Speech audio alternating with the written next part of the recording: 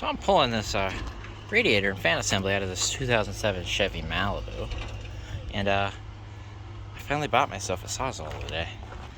It's an 18-volt brushless Ryobi saw, and it was on sale at Home Depot. If you buy the starter kit for 199 bucks with 3 batteries, you get the saw and everything, so you get a nice little bag. And I bought a couple Milwaukee blades, which I already ruined that one. I've used a sawzall before, but not very often. Anyway, safety protection, or safety eye protection required. And just turn this hour job into like a 5-minute job. So naturally, I don't encourage destroying parts at the junkyard. Somebody, this was not me.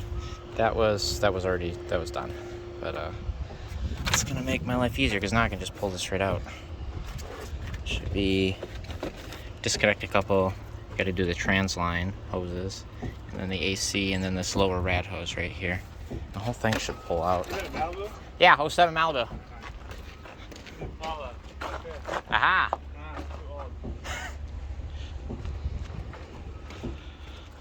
All right. Cool. Well, that should be easy.